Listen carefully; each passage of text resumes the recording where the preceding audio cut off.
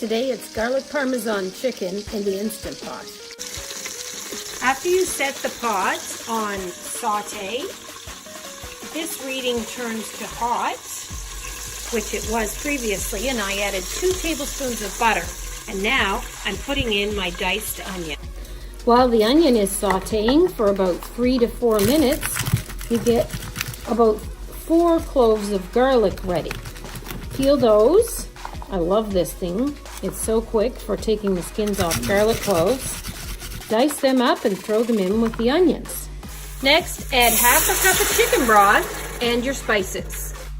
The spices are garlic powder, pepper, and salt.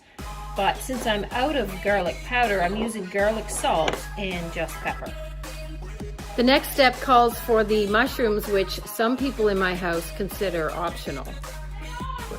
Since I was forced to skip the yummy mushrooms, I then went on to the next step and placed the chicken breasts on top of the broth mixture. Check that the lid for the Instant Pot is in place and is even all the way around by the ring.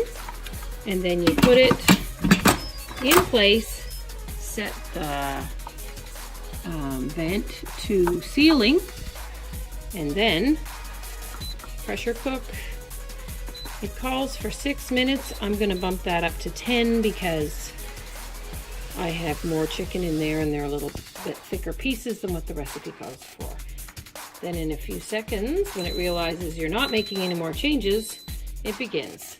And in about 15 minutes after it warms up, you're done.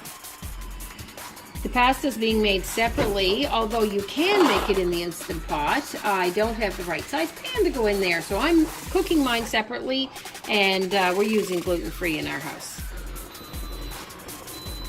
So the Instant Pot has finished its 10 minutes, and so we're going to let it naturally release for another 10 minutes, and then the meal will be done.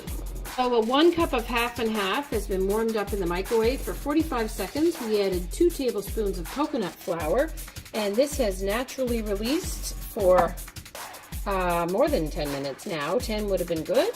Now we just take off the lid and change it to saute. So we cancel the pressure cooker warming and add saute, and then that will heat up that bottom element so that we can add the cream to make the sauce. Once the sauce is bubbling away in the Instant Pot, we're going to add some chopped up fresh spinach. With the sauce bubbling away, we're now adding grated Parmesan cheese to it and the chopped spinach.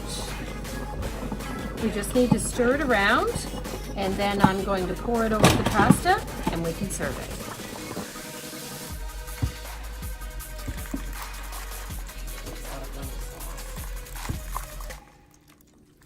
That is beautiful grated Parmesan chicken.